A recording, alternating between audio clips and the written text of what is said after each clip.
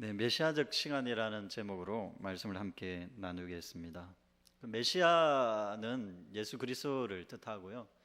시간은 여러분 잘 아시는 대로 우리가 보내는 시간을 의미하긴 하죠. 그런데 이제 메시아와 시간을 이렇게 합쳤을 때는 우리가 보통 생각하는 시간과 이제 다르다라는 말씀을 조금 나누고자 합니다. 여러분, 유대인의 시간 개념은 우리의 시간 개념하고 좀 많이 차이가 납니다.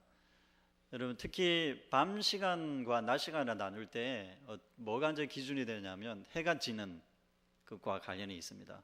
그러니까 해가 지는 그때부터 이제 밤에 해당됩니다. 그러니까 낮은 해가 있을 때를 낮이라고 그러고요. 해가 지면 그때부터 밤에 이제 들어가고요. 그 해가 뜨면 뭐가 되게 시작되는 겁니까? 낮이 시작되는 겁니다. 그래서 빛을 중심으로 해서 낮과 밤을 나누는 거죠. 그러나 이제 우리는 현대의 시간은 빛을 중심으로 나누는 시간이 아니죠. 뭘로 나누죠? 시각이라는 것을 가지고 나눕니다. 그러니까 1시냐 2시냐, 오후 6시냐, 오후 7시냐, 이제 여기서부터 오후 6시 정도 되면 이제 저녁에 해당된다 이렇게 생각하죠. 근데 사실 이렇게 시각을 가지고 판단하기 시작한 것은 오래된 유산은 아닙니다. 우리의 습관은 아닙니다. 지금도 여러분들은 이 시각으로 시간을 판단하는 데 익숙하기보다는 물론 이제 직장 생활 하시는 분들은 이 시각 12시 되면 이제 밥 먹으러 점심 먹으러 가야 된다라는 그러니까 점심 먹는 시간 이렇게 정해져 있죠. 6시 되면 무슨 시간입니까? 퇴근해야 되는 시간 이렇게 생각이 되고, 학교 다니는 친구들은 8시 반 정도 되면 학교 가야 된다, 또는 9시 되면 학교 가야 된다, 이렇게 그렇게 판단하는 시간은 있기는 합니다만은 대표적으로 그 시간을 넘나드는 시간 개념이 있는데 그게 배고픈 것 같은 겁니다. 여러분, 점심시간이 되었다는 걸 어떻게 알 수 있습니까? 점심시간이 다가오고 있다. 어떻게 알 수 있습니까? 배고픈 걸 보면, 내가 지금 배에서 꼬르륵꼬르륵 소리가 나는 걸 보면 점심시간이 되어 오는구나 하는 것을 이제 감각적으로 알 수가 있죠. 그래서 시각으로 나누지 않는 시간 개념이 우리의 삶 속에서 사실 있다고 볼 수 있습니다. 그리고 여러분, 밤이라고 무조건 잠자는 건 아닙니다. 불면증에 걸려 있는 사람은 밤이라고 해서 잠을 무조건 자는 건 아니죠. 그래서 불면증에 시달리고 있는 이 사람은 12시가 되었는데도 잠에 들지 못하고, 또는 새벽 2시가 됐는데도 잠자야 되는 시간이잖아요. 잠자야 되는 시간인데 잠들지 못하는 시간에 해당될 수 있겠죠. 그런 점에서 보면 시각이라는 것이 사실 모든 사람에게 공통적으로 적용되기는 하지만 동일한 방식으로 적용되는 것은 아니라고 볼 수 있지 않겠습니까? 예수님께서 이런 말씀하셨습니다. 오늘 읽었던 그 마지막 부분에 보면 너희들이 계절이 변화될 때에, 예를 들면 남풍이 불어오면 북풍이 불어올 때와 남풍이 불어올 때가 계절이 다르다는 걸 알 수 있겠죠. 그래서 겨울 때는 북쪽에서 바람이 많이 찬바람이 불어왔는데 점점 이게 동쪽으로 들어가고 남쪽으로 이제 저물어 가면서 바람의 방향이 바뀌는 것을 보면 이게 계절이 바뀌는 것을 우리가 인식할 수 있지 않느냐. 그런데 너희들은 왜 계절에 바뀌는 거 또는 기온의 차이라든지 이런 거는 다 알면서 시대는 분별하지 못하느냐, 이런 말씀을 하셨습니다. 제가 지난주에 그 말씀을 드렸는데요. 옳은 일을 스스로 판단하라, 이 말씀을 하시면서 왜 계절이 바뀌는 건 알면서 너희들의 상황은 너희들이 잘 판단하지 못하느냐, 스스로.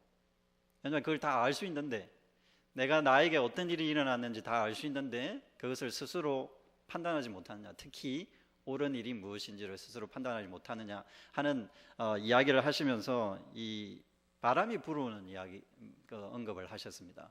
바람이 불어온다는 것은 이렇게 계절이 완전히 바뀌는 시간은 아니잖아요. 언제 봄이 시작될까요? 입춘 되면 보통 봄이 시작한다고 얘기를 하지만 사실 봄이 아직 오지는 않은 것 같아요. 체감적으로는 여전히 이제 춥기도 하죠. 외투를 입고 다녀야 되는 거죠. 외투를 완전히 벗으면 봄이 온 겁니까? 아니면 목련이 피면 봄이 온 겁니까? 네, 맞을 수 있습니다. 개나리도 피고 이러면 이제 진달래까지 이제 피면, 꽃이 먼저 피는 식물들이 꽃을 틔우면 봄이 왔구나 이렇게 알 수 있습니다. 그런데 그 정해진 날짜가 있는 건 아니잖아요. 뭘 보고 알 수 있죠? 그들이 그 시간에 반응하는 것을 보고 우리가 봄이 왔구나 이렇게 알 수 있는 겁니다. 이제 메시아적 시간이라는 것이 이제 그런 관점하고 좀 비슷한데요. 예수님 이런 겁니다. 예수님께서 이 땅에 내가 화평을 주러 온 것이 아니라 불을 주러 오는 것이다, 분쟁을 주러 온 것이다 라고 말씀하셨을 때 그런 겁니다. 이게 어떤 거냐면 이런 거예요. 우리가 잘 놀고 있었는데, 우리끼리 잘 놀고 있었는데 뭐 재밌었어요. 잘 놀고 있고 밥도 잘 먹고 있고 배도 부르고 그렇게 했는데 누군가가 와가지고, 개인이 와가지고 너 이렇게 살면 안 돼, 이렇게 사는 거 아니야, 너 혼자만 배부르는 거 아니야, 이웃을 돌아봐야지, 네가 제대로 사는지 한번 생각해봐 라는 사람이 만약에 등장했다고 해봅시다. 그러면 꼴불견일 겁니다. 그죠? 왜 괜히 와가지고 내 평화로운 삶을 간섭하는가 이렇게 생각할 수 있겠습니다. 그죠? 내가 평화로운 시간을 보내고 있었는데, 좋은 시간을 내 딴에는 보내고 있었는데 누군가 의로운 사람이 와서 너 그렇게 살면 안 돼, 나의 삶을 판단하는 사람이 있다고 해봅시다. 그러면 상당히 이제 불편해지기 시작하지 않겠습니까? 내 시간이 내가 지금까지 잘 살았던 건가? 내가 잘못 살았다고? 내가 지금 이렇게 사는 것이 바람직하지 않은 삶이라고 이렇게 생각하지 않겠습니까? 그러면 똑같은 시간을 보내더라도 그 시간이 평화로운 시간이 아니라 어떤 시간이 되는 겁니까? 어긋나는 시간이 되는 거예요. 내가 지금까지 생각하지 못했던 시간으로 시간에 돌입해 들어가 버리는 겁니다. 예수님께서 불을 주러 이 땅에 오셨다고 말씀하셨을 때에 그게 그런 내용입니다. 지난주에 말씀드렸죠. 촛불을 켜는 것, 등불을 켜는 것과 같은 거라고 했습니다. 예수님께서 이 땅에 오셔서 땅에 불을 주러 왔다는 건 땅에 빛을 비추었다라는 뜻입니다. 그러니까 촛불을 켜듯이 생각해 봅시다. 이 깜깜한 방에 촛불을 켭니다. 그러면 촛불을 켜는 그 순간 익숙했던 어두움이 낯설기 시작할 겁니다. 빛이 처음 비칠 때에는 그 빛조차도 사실은 익숙하지 않을 수가 있습니다. 낯선 게 나한테 등장하는 거죠. 어둠에 침침할 때 어둠에 익숙했던 눈이 갑자기 빛이 비치면 딱 가리게 되잖아요. 반사적으로. 그런 것과 마찬가지로 불을 주러 왔다 이 말이 이제 그런 의미입니다.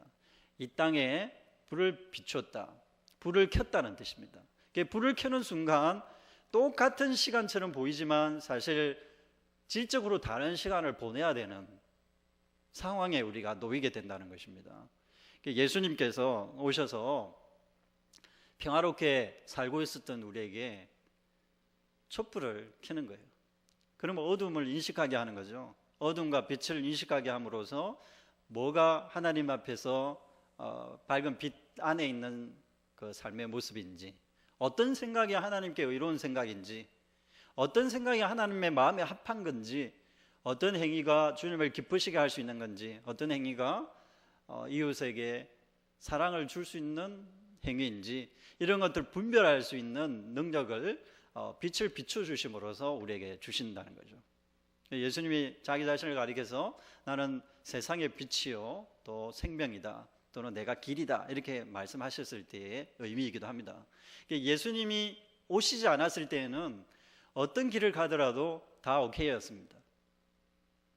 그러니까 해오던 대로 우리가 하면 되는 거였습니다. 그러나 예수님께서 오시면서 너희들이 해오던 대로는 안 되는 거야, 이게 길이야, 이게 바른 거야, 이게 진리야 이렇게 말씀하심으로써 사실은 따지고 보면 내가 불편해지기 시작한 거죠. 내가 하던 방식대로 그냥 내버려두면 좋을 텐데 예수님께서 오셔서 우리의 어두운 면을 밝혀주심으로써 너에게 이런 어두운 면이 있고 하나님의 진리의 빛에 네가 따라서 행하지 않기 때문에 하나님의 빛의 진리로 빨리 나오라 라고 촉구하시는 그런 불, 그것을 주님께서 이 땅에 던지셨다는 겁니다. 그러므로 이제 사람들마다 생각의 차이가 극명하게 드러나기 시작합니다. 좋은 게 좋다고 또는 자기의 소견에 오른 대로 행동했던 모든 사람들이 서로 자기의 소견대로 사실은 행동하다 보면, 판단하다 보면 싸울 일이 더 많을까요? 아니면 평화로울 일이 더 많을까요? 양쪽 양면성은 다 가지고 있을 겁니다. 그런데 예수님의 시각은 그겁니다. 자기의 소견대로 행동하면 투쟁보다는 사실 평화가 더 많이 있을 수 있는 상황이라는 거예요. 이게 무슨 말이냐면요, 좋은 게 좋다는 그런 관점이 아주 적절한 표현이라고 저는 생각하는데요. 좋은 게 좋다. 네 생각도 옳고 내 생각도 옳고 네가 뭘 하든 나는 상관하지 않겠다. 특히 어떤 폭력을 행하는 사람이 있다 하더라도 그 폭력을 내가 판단하지 않겠다. 그렇게 생각하기 시작하면 내가 폭력을 행할 때에도 용납을 받을 수 있지 않겠습니까? 어떤 사람이 다른 사람을 억압하는데 그 억압하는 그 행위조차도, 억압하는 그 생각조차도 나는 너 이해해 이렇게 받아들인다면 나중에 내가 다른 사람을 억압할 때 너도 나 이해해줘야 돼 이렇게 말을 할 수 있을 겁니다. 그죠? 분쟁이 일어날 일이 없죠. 서로 다툴 일이 없습니다. 왜냐하면 판단하지 않기 때문에, 다른 사람의 삶을 판단하려고 들지 않기 때문입니다. 그러면 평화롭게 사실은 서로 양보라기보다는 타협하는 거죠. 서로 타협하면서 삶을 살아갈 수 있을 겁니다. 실제로 우리의 삶을 많은 부분들을 보면 그런 타협하는 삶의 모습들이 많은 것 같습니다. 여러분, 내가 개인적으로 내 삶을 바라봐도 그렇고요, 그리고 우리의 삶의 관계들, 그리고 사회적으로 봐도 마찬가지입니다. 사회적으로 봐도 우리가 눈 감아주는 게 너무 많아요. 어떤 사안에 우리가 눈을 감는지 제가 구체적으로 말씀을 안 드려도 어렵지 않은 불의한 일에 대해서 눈을 감습니다. 내가 이 말을 하면 불편해지기 시작하니까 다른 사람이 어떻게 생각할까? 그리고 내가 어떤 불의한 정의롭지 않은 일에 말하기 끼어들기 시작하면 사실 여러분 경험해 본 적이 있으시잖아요. 내가 사실 괴로워지기 시작하는 거예요. 괜히 평화로운 삶에 억지로 생각해야 되는, 생각하고 고민하고 애쓰고 해야 되는 일이 만들어지기 때문에 사실 어떤 관점에서 보면 평화로운 삶이 아닐 수도 있을 겁니다. 그죠? 평화로운 삶을 보장해 줄 수 없는 것일 수 있는 거죠. 정의를 행하려고 하는 사람일수록 사실은 평화에 대해서 불을 던지는 역할을 하는 거예요. 그래서 이 불은 사실 불태우는 불이 아닙니다. 태워버리는 불이 아니라, 다른 사람을 해치는 불이 아니라 어떤 의미로 보면 바른 것이 무엇인가, 옳은 것이 무엇인가, 정의로운 것이 무엇인가, 그리고 억압당하는 자리가 어디인지, 어떤 일이 다른 사람에게 피해를 입히는지 불의를 조명하는 빛이라고 할 수가 있겠습니다. 불도 이제 성격이 다양한 거죠. 예수님께서 던지시는 불은 다른 사람을 태워버리고 죽여버리는 불이 아니라 우리의 삶을 조명해주는 불인 거죠. 그러나 그 조명해주는 빛이 결국은 우리의 삶을 성가시게 하는 것입니다. 그냥 평화롭게 해주는, 그냥 호수가 잔잔하듯이 아무 일도 없었던 듯이 그냥 넘어가는, 망각해버리는 사람 있잖아요. 내가 불의한 일, 폭력을 보고도 그냥 그걸 해소하지 않고 그냥 넘어가 보려고 하는, 덮어보려고 하는 거 있잖아요. 이제 그런 차원의 평화, 이것은 거절하는 거죠. 하나님의 예수 그리스도의 빛이. 예수님을 따르는 자들이 예수님을 메시아로 받아들이는 자들의 시간이 왜 평화롭지 않고 분쟁하는 상황으로 바뀌어버릴까요? 그건 바로 예수님이 빛이시기 때문입니다. 그 빛을 따르는 우리들은 어쩔 수 없이 그분을 믿고 신뢰한다면 그분의 빛을 받아들여야 되고, 받아들이는 순간 우리의 시간은 평화롭지 않은 시간으로 바뀌어버립니다. 그 평화는 예수님께서 우리에게 샬롬을 주시고자 하셨던 그런 평화하고 좀 다른 내용입니다. 사실 샬롬도, 예수님께서 주시고자 하시는 샬롬도 하나님의 뜻을 추구하는 그 속에서 주어지는 샬롬입니다.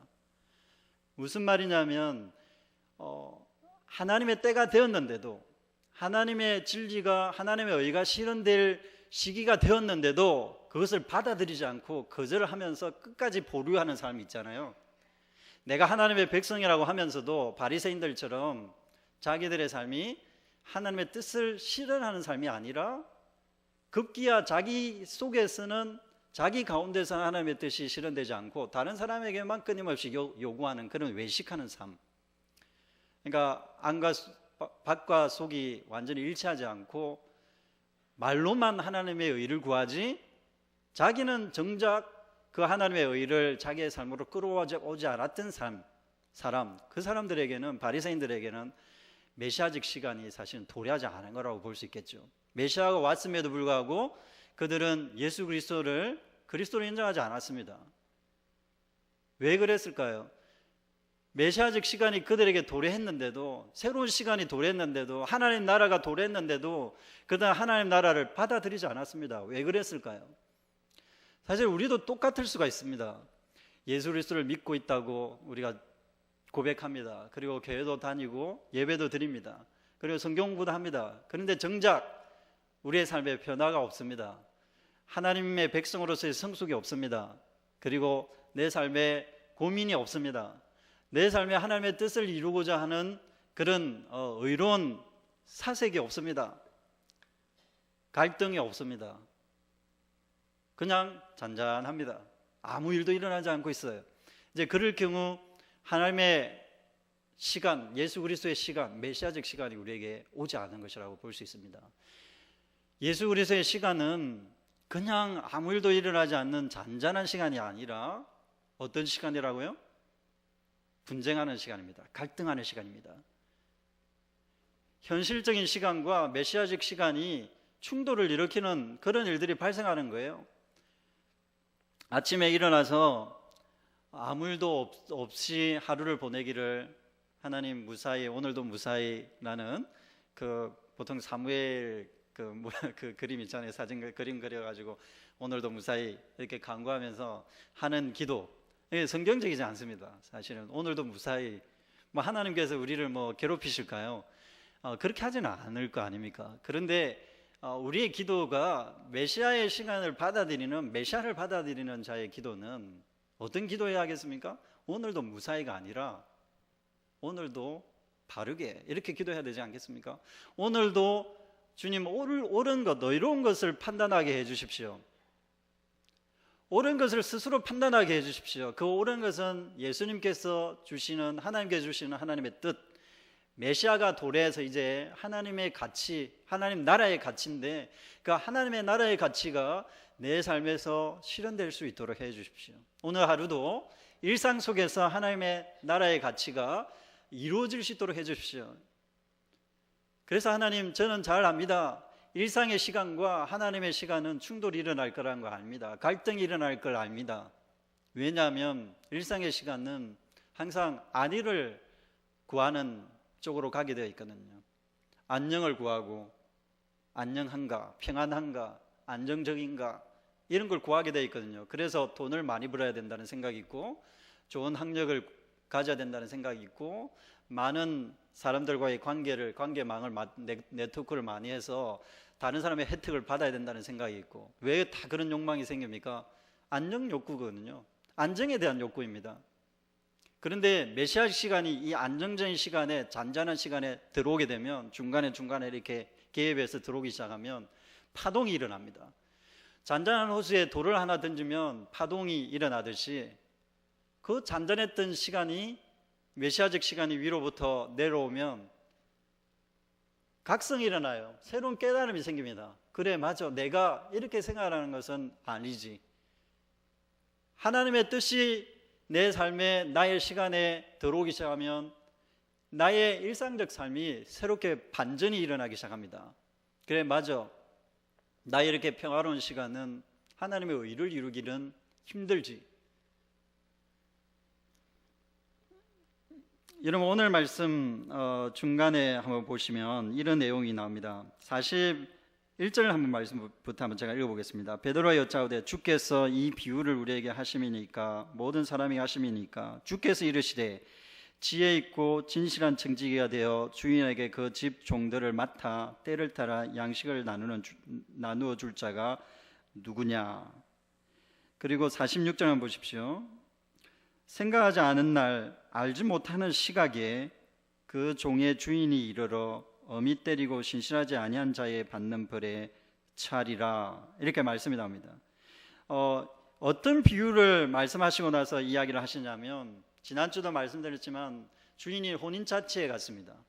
혼인잔치에서 언제 돌아올지 모릅니다. 유대인들의 결혼은 밤에 이루어졌다고 했죠. 그리고 밤에 시간을 보내다 보니까 때로는 밤을 새우는 잔치가 이루어지기도 합니다. 밤새서 잔치가 이루어지는 거죠. 그래서 언제 돌아올지 모릅니다.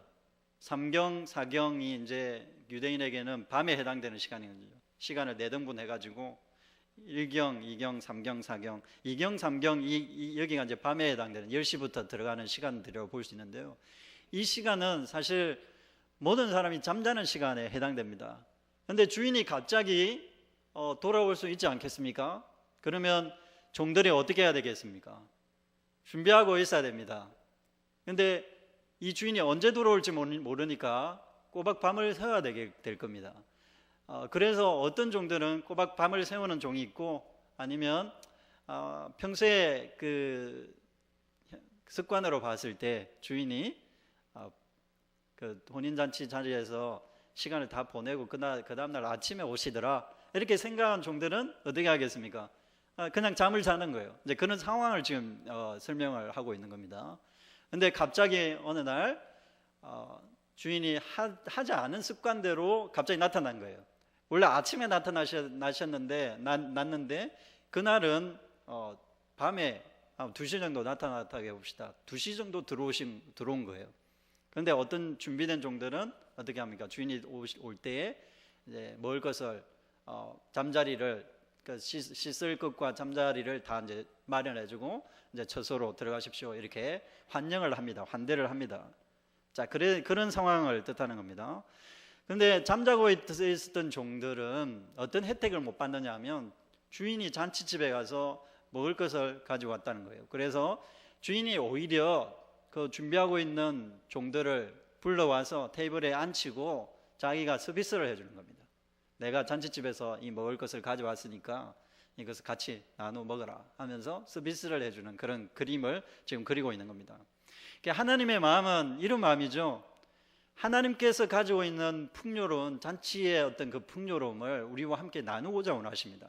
그런데 우리가 준비되어 있지 않을 수 있는 거죠. 잠자는 종들은 그 혜택을 받기가 힘들죠. 주인이 직접 서비스해주는 그런 혜택을 받기가 힘듭니다. 그런 정황 이후에 예수님께서 베드로의 질문을 받고 나서 설명해 주시는 내용이 방금 제가 읽은 내용입니다. 예수님, 이것은 누구를 위해 누구에게 주어진 비유입니까? 예수님께서 직접 답하시지 않으시고 하시는 내용이, 이 종들이 때에 따라서 양식을 나눠주는 종이 청지기를 말하는 겁니다. 그러니까 종들 위에서 이제 좀 매니저 역할을 하는 사람들을 뜻하는 겁니다. 매니저 역할을 하는 청지기가 종들에게 때를 따라서 먹을 것을 나눠주고, 점심이 되면 점심을 주고, 저녁이 되면 저녁을 주고, 아침이 되면 아침을 주고, 그리고 또 아픈 일이 있으면 아픈 자들을 돌보고, 그리고 가족들에게 문제가 생기면 가족들에게 어떤 혜택을 줄지 그 주인의 재정을 가지고 주인과 의논해서 나누고 하는 거죠. 그러니까 평화를 이루기 위해서는 사실 매니저가 신경을 상당히 많이 써야 되는 겁니다. 그냥 평화가 이루어지는 게 아니에요. 양식을 어떻게 나눠줄 것인가, 이걸 고민해야 되는 겁니다. 누구에게 양식이 필요하며 어떤 자에게 적절한 이 양식을 줘야 되는지. 예를 들면 이건 성서에 구체적으로 나와 있지는 않지만 당뇨가 심한 사람에게 탄수화물을 너무 많이 먹이면 안 되겠죠. 예를 들면 단백질 같은 걸 좀 먹이는 게 좋겠죠. 그러면 이런 상황들을 알고 있는 매니저 역할을 하는 매니저일 경우에는 그 종들에게, 이 종은 당뇨가 심하니까 그 단백질 위주로 좀 많이 섭취를 하도록 해야 되겠다. 그리고 지방질이 좀 많은 종들에게는 지방질을 조금 안 좋은 음식들은 먹이면 안 되겠다. 그런 체크를 한다는 뜻입니다. 그리고 어떤 때에 먹어야 될 음식이 계절에 따라서 맞는 음식들이 있을 겁니다. 우리나라로 치면 신토불이라고 해서 그 나라에서 그 땅에서 나는 음식을 중심으로 해서 적절하게 음식을 제공하는 그런 매니저 역할 할 수 있느냐 없느냐, 그에 따라서 그 주인이 칭찬하느냐 칭찬하느냐 이게 결정된다는 겁니다. 여러분, 우리는 모두 다 청지기입니다. 하나님 나라의 청지기고, 이 땅에 하나님께서 우리를 부르셨을 때에, 하나님께서 메시아로 이 땅에 오셔서 우리를 하나님 나라로 초대하셨을 때에 우리는 하나님 나라의, 하나님의 왕국의 청지기 역할을 하는 자들입니다. 매니저 역할을 하는 자들이라는 거죠. 예수님께서 베드로의 말에 직접적으로 말을 안 해줬지만 그리스도인들에게 해당되는 말인 겁니다. 모두에게 해당되는 말이 아니라 예수 그리스도를 따르는 제자들에게 주어진 말씀이라고 할 수 있습니다. 그래, 맞아. 너희들은 매니저냐? 너희들이 이 땅에 하나님 나라의 가치를 나눠주고 싶은 매니저 역할을 하고 싶으냐? 청지기냐? 그러면 종들을 돌보라는 거예요. 이 땅을 돌보라는 겁니다. 쉽게 말하자면 우리가 하나님의 나라의 청지기로 부름을 받아서 우리가 해야 되는 일이 뭐겠습니까? 이 땅의 양식을 적절하게 나누는 일입니다. 이 양식은 음식을 직접 준다는 그런 표현이 아니라 약간 비유적으로 말씀이 주어진 거죠. 이 땅에 필요한 것을 우리가 나누는 거죠. 어떤 때 그 시기에 따라서 적절한 양식을 나눠줄 수 있는 사람, 뭐 조금 더 영적으로 해석하자면 이 시대에 필요한 어떤 사유, 생각들이 있을 겁니다. 이 세상이 갈증을 느끼는 거. 여러분, 부모로서 자녀들을 교육할 때 좀 딜레마에 빠지는 게 그런 거죠. 이 땅은 최고가 되도록 가르치는데 학교에서는 아침에 일찍 나가서 그냥 저녁 늦게 와서 고등학생들이 공부하도록 부추기잖아요. 그때 여러분 어떻게 판단하시겠습니까? 그런 세상 속에서 어떤 양식을 제공하시겠습니까? 교육 부분에 어떤 양식을 제공하시겠습니까? 회사에는 이제 경쟁력, 자기의 어떤 업적을 제대로 발휘하는 사람들만 살아남는 구조죠, 요즘은. 그런데 그런 회사에 가족 같은 판단을 가지고 있는, 가족 같은 회사여야 한다라는 판단을 가지고 그 회사를 경영하고 매니저하는 사람, 그 적절한 양식을 나눠줄 수 있는 사람이 필요하지 않겠습니까? 하나님 나라 가치를 가지고, 하나님 나라 정신을 가지고, 국가면 국가에 무조건 공포 조성을 하는 것이 아니라 어떻게 하면 평화를 이룰 수 있는 국가 경영을 할 수 있는가, 이제 그런 부분에 대한 조명, 통찰력을 제공할 수 있는 그런 의식, 그걸 누가 할 수 있겠습니까? 그리스도인이 할 수 있는 거죠. 적절한 매니저 역할을 할 수 있는 사람, 그거는 단순히 좋은 게 좋다고 하는 일을 이루어내는 게 아니라 하나님의 나라의 가치를 가지고 판단하고 거기에 적절한 처방을 하는 의사와 같은 일을 하는 겁니다. 이 사람이 여기에 아픔이 있으니까 이 약을 처방해야 되는 거죠. 여기가 잘못되어 있으니까 예를 들면 목이 아픈데 귀가 아플 때 효과적인 약을 처방해 주면 안 되지 않겠습니까? 적절하게 적절한 처방을 하는 할 수 있는 자, 그게 이제 하나님 나라의 매니저라고 할 수가 있겠습니다. 청지기라고 할 수가 있겠습니다. 옳은 것을 제대로 판단해서 적절한 양식을 때에 따라서 적절한 타이밍에 거기에 맞는 양식을 제공할 수 있겠는가 하는 겁니다. 개인적으로 한번 여러분 적용해 보십시오. 여러분의 삶은 어떻습니까? 내가 하나님의 매니저로서 나에게 주어져 있는 상황과 나에게 주어진 관계들과 나에게 주어진 여러분의 자산들을 제대로 적절하게 활용하고 계십니까?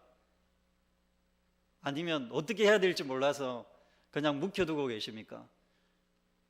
그리고 자기 이기적인 목적으로만 사용하십니까? 아니면 다른 사람에게 혜택이 돌아가도록 다른 사람을 유익하게 하는 방식으로 내가 가지고 있는 자산들이, 그게 돈이든 아니면 관계든 내 능력이든 할 것 없이 그걸 다른 사람을 위해서 사용하고 있습니까?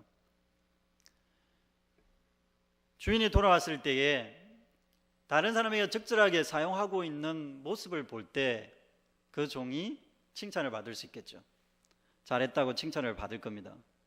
그런데 그 하나님의 아버지의 뜻을 알고도 행치 않는 자에게는, 하나님의 뜻이 어떤 것인지 알면서도 그 일을 하지 않는 자에게는 하나님의 진노가 임할 것입니다. 무조건 평화가 아닙니다. 무조건 평안이 아닙니다. 무조건 살림이 아닙니다. 하나님께서 이 땅에서 우리에게 평화를 이루어 하실 때에는 필요한 자에게 필요한 것을 나누고 바로 의롭게 세우는 일을, 어긋난 일들을 바로 세우고, 엉뚱한 길을 가는 자들에게 올바른 길을 제시하고, 그리고 가지지 못한 자에게 필요한 것들을 채워주고 하는 이 수고를 사실은 전제로 하고 있는 이야기라고 할 수가 있겠습니다. 그리고 나서 좀 낯선 이야기가 하나 나옵니다. 45절에 보면 만일 그 종이 마음에 생각하기를 주인이 드디어 오리라 하여 남녀 종들을 때리고 먹고 마시고 취하게 되면, 이 이야기가 나옵니다. 때리는 이야기가 되면 폭력의 이야기가 등장합니다. 이게 이제 좀 과장된 표현이죠. 사실 주인이 밖에 나갔다고 한들 매니저가 종들을 폭행을 행하고 하면 나중에 그게 다 들통나지 않겠습니까?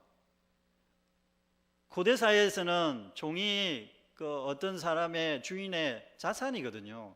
그래서 함부로 청직이라고 해서 함부로 종들의 몸에 손을 댈 수가 없습니다. 상처가 난다든지 하면 노동력이 떨어지니까 그 금방 들통날 수밖에 없고, 이 누가 했는지 그 책임을 물을 수밖에 없는 거죠. 그러면 이 매니저가 자기 자리를 잃어버릴 수밖에 없어요. 이 매니저는 종과 좀 역할이 다른 사람이에요. 일꾼이죠. 품값을 받고 싹스를 받고 일을 하는 사람입니다. 종은 그냥 무상으로 일을 하는 사람이고요. 따지고 보면 이 청지기는 주인이 사실은 내치기가 더 쉬워요. 종들보다. 종들은 이 주인의 소유입니다. 그런데 이 청지기는 주인의 소유가 아니에요. 주인의 소유가 아니라 계약관계에 있는 사람이라고 할 수 있습니다. 어떤 의미로 보면. 그래서 훨씬 더 종들보다도 주인을 위해서 더 부지런하게 일을 해야 되는 사람이라고 볼 수 있습니다. 일을 잘 못했을 때에는 그 일을 가지고 판단해서 쫓아낼 수 있는 사람인 거죠. 예수 그리스도를 믿는 우리의 이제 그 캐릭터가 사실은 종에 비추어서 이 말씀이 주어지는 게 아니라 일꾼, 그 매니저 같은 역할을 하는 사람에 초점이 맞추어서 우리를 지금 빗대어서 말씀을 하고 있다는 걸 기억할 필요가 있습니다. 하나님 나라의 백성이라고 할 때는 하나님께서 우리에게 하나님 나라의 가치, 하나님의 소유를, 하나님 나라의 그 가치와 하나님 나라의 소유를 우리에게 맡길 수 있느냐 없느냐, 그것을 보고 우리에게 맡깁니다. 물론 하나님께서 우리에게 은혜를 베푸셔서 그럴 만할 자격이 없음에도 불구하고 하나님의 나라의 가치, 재산을 우리가 받을 수 있는 은혜를 누립니다. 그래서 하나님의 이름으로, 하나님의 예수 그리스도의 이름으로 하나님 아버지의 그 풍요로운 선물을 우리가 받을 수 있는 자격이 있습니다. 내가 능력이 안 되어도. 그럼에도 불구하고 그냥 그 은혜로 끝나는 것이 아니라 물을 때가 있다는 겁니다. 하나님께서 우리에게 선물을 주실 때에는 그 2달란트, 3달란트, 5달란트 이 선물 큰 돈을 우리에게 하나님의 은혜를 맡기십니다. 그런데 계산할 때가 있다는 걸 기억할 필요가 있습니다. 단순히 끝나는 게 아니죠. 거기서 왜 그럴까요? 그거는 여기 이 비유의 말씀에 예수님께서 해석하는 데서 힌트가 있습니다. 제 생각으로는 바로 폭력의 문제에 대한 겁니다. 하나님의 은혜를 받은 사람들이 되레 하나님의 은혜를 나누지 않고, 하나님의 은혜로 갚지 않고 역설적으로 죄로 갚을 때 폭력으로 갚는 이 태도에 대해서 예수님께서 얘기하고 있는 것입니다. 조금 복잡하지만 여러분, 제가 지난주에 그런 말씀을 드렸습니다. 그 58절에 나오는 말씀을 보면, 내가 너를 고발하는 자와 함께 법관에 갈 때에 길에서 화해하기를 힘쓰라. 그가 너를 재판장에 끌어가고 재판장이 너를 옥졸에게 넘겨주어 옥졸이 옥에 가둘까 염려하라. 이 이야기도 갑자기 좀 이상하잖아요. 왜 나오는지. 이게 이제 앞에 이제 폭력의 문제와 관련이 있는 거예요. 말하자면 이런 겁니다. 하나님을 믿는 자, 하나님 나라의 일꾼이라고 하는 자들이 하나님의 은혜를 나누기보다 폭력을 행하는 자가 될 수 있다라는 겁니다. 우리에게 적용을 해보면 그리스도인들이 하나님의 이름으로 비그리스도인이나 이 세상에 유익을 끼치기보다 유익을 끼치지 못하는 자들이 될 수 있다는 거예요. 억압자가 오히려 될 수 있다는 거예요. 어떨 때? 올바른 것을 판단하지 못할 때. 그래서 메시아가 도래했고 메시아가 우리에게 끊임없이 하나님의 진리, 하나님 나라의 진리를 가르쳐 주는데도 불구하고 말씀을 통해, 복음을 통해 이것이 진리이고 이것이 하나님의 뜻이라고 성경 말씀을 통해서 끊임없이 우리에게 말씀하심에도 불구하고 겉모습만 하나님의 백성이라고 말을 하는 자들이 오히려 하나님의 뜻을 행하지 않을 때 어떤 일이 일어난다고요? 이 세상에 해로운 존재가 되는 겁니다. 이 세상을 관리하고 보호하고 의롭게 해주기보다 또는 유익되게 하기보다 어떻게 된다고요? 해로운 존재가 되는 거예요. 그리스도인들이 욕을 먹는 이유가 그건 거죠. 하나님의 백성의 이름으로, 하나님의 이름으로 예수님을 믿는 자들이 오히려 더 이 세상에 폭력을 행하는 사람, 종들을 괴롭히는 사람, 이 세상에 유익을 끼쳐야 될 하나님의 백성들이 예수님의 이름으로 반대로 행하고 있는 거예요. 그러면 예수님이 메시아가 돌아왔을 때 어떻게 하시겠습니까? 가만두시겠습니까? 가만두지 않을 거다라는 거예요. 폭력을 행한 자는 폭력의 그 대가를 치르게 될 수밖에 없다는 것을 기억할 필요가 있습니다. 그러므로 우리에게 이 말씀은 어떤 각성하도록 우리를 인도하느냐 하면, 하나님, 내가 메시아적 시간을 가지고 삶을 살아가는 자들은 끊임없이 내 속에서 내가 폭력을, 다른 사람에게 폭력을 행할 수 있는 그 태도들을 얼마나 경계해야 되는지를 반추하도록 만드는 말씀이라고 볼 수 있습니다. 내가 하나님의 백성의 이름으로 내가 이 세상을 관리하고 특권을 누리는 사람이라는 이유만으로 그 특권을 이기적인 목적으로 사용될 때, 이웃에게 유익하지 못하는 목적으로 사용될 때에는 그리스도인들이 상당히 배타적이고 이기주의적이고 자기들밖에 모르는 자로 전락할 수밖에 없다는 것을 경고하는 말씀이라고 할 수가 있겠습니다. 이 말씀을 기억할 필요가 있습니다. 우리 시간에, 여러분 말씀을 한번, 시간이 좀 지나서 정리를 하겠습니다. 우리의 삶 가운데 우리가 좋은 게 좋다라고 하나님의 평화만을 구하는 그런 기도를 드릴 때 범할 수 있는 누가 여기에 있습니다. 평화의 이름으로, 예수의 이름으로 반대로 폭력을 행하고 있는 우리의 삶의 모습을 돌아보면 좋겠습니다. 내 삶 속에는 그런 모습이 없는가? 세상을 유익하게 관리해야 되는, 이 세상을 의롭게 하고 유익하게 해야 되는 우리 자신이 오히려 벌레 같은 역할을 하고 있지 않는가? 해로운 존재들이 아닌가? 좀 역할을 하고 있는 거 아닌가? 천국의 유산을 갉아먹는 그런 좀과 같은 역할, 동록 같은 게 있잖아요. 그게 녹슬게 하는, 하나님의 나라의 가치를 녹슬게 하는 존재가 아닌가라는 것을 생각해 볼 필요가 있습니다. 그때 하나님께서 우리를 내치실 겁니다. 그러므로 오늘 우리에게 주신 이 비유의 말씀은 상당히 강력한 경고의 말씀이라고 할 수 있습니다. 메시아적 시간이 우리에게 도래하는데, 이 메시아적 시간은 절단의 시간이고 단절의 시간이고 내치는 시간이 될 수도 있다는 겁니다. 그러므로 우리의 삶이 평화다, 안녕이다라는 거짓말을 믿지 마십시오. 우리의 삶이 평화롭다라는, 좋은 게 좋다라고만 얘기하는 의롭지 않은 자들의, 거짓 예언자들의 평화를 믿지 마십시오. 예수 그리스도의 시간을 안고 살아가는 사람들은 끊임없이 우리의 시간을 낯설게 하는 자들입니다. 일상의 시간 가운데 하나님 나라의 가치가 끊임없이 들어와서 분란을 일으키는 시간이라고 생각하셔야 됩니다. 분쟁이 일어나는 시간이에요. 가치관을 끊임없이 다르게 만들어 나가는 시간이에요. 그리스도인들이 세상 사람들과 똑같은 가치관을 가지고 있으면 안 됩니다. 달라야 됩니다. 달라서 우리가 방향을 보여줘야 됩니다. 삶을 제대로 살아가는 것이 어떤 것인지를 우리의 하나님 나라의 이름을 걸고 하나님 백성의 이름을 걸고 보여주는 그런 노고가 있어야 합니다. 힘들죠. 평화만은 아니죠. 그러나 그런 노고 속에 진정한 평화가 임하지 않겠습니까? 왜 그러냐면 하나님 나라의 성격이 그렇기 때문에. 그래서 당장은 이렇게 어긋나면서 힘들고 또는 불편해 보이는 것을 감수해야 되는, 진리를 이루기 위해서는 그걸 감수해야 되겠지만 결과적으로는 그것이 하나님의 뜻을 이루는 것이 되어서 하나님을 기쁘시게 할 뿐만 아니라 내 마음에도 평안이 오고 정말 그게 즐겁게 되는 하나님 나라의 희락과 또 즐거움을, 하나님 나라의 그 향락, 진정한 그 즐거움을 향유할 수 있는 그런 자리로 들어갈 수 있을 것입니다.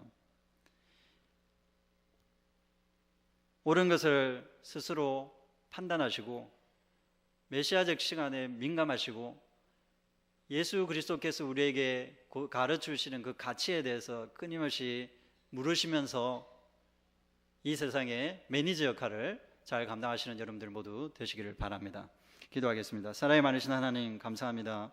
오늘도 말씀을 통해서 우리에게 보여주시는 주님의 뜻을 잘 간직하게 해주시고 우리의 일상 시간 속에 들어오는 메시아적 시간에 대한 감각을 우리가 가짐으로 옳은 것을 날마다 판단하고 불편하지만 주의 뜻을 이루기 위해 수고할 수 있는 저희들이 될 수 있도록 주님 인도하여 주옵소서. 그래야 이 수고를 통하여 주님의 평화를 누릴 수 있는 저희들 될 수 있도록 인도해 주시기 바랍니다. 이 세상에 아름다운 하나님의 일을 보여주기 위해 노력하는, 갈등을 또 두려워하지 않는 저희들 되어질 수 있도록 주님 인도하여 주시옵기를 원합니다. 투쟁하면서 평화를 이루어가는 삶을 저희들이 살아갈 수 있도록 용기를 허락하여 주옵소서. 예수 그리스도의 이름으로 기도드립니다. 아멘.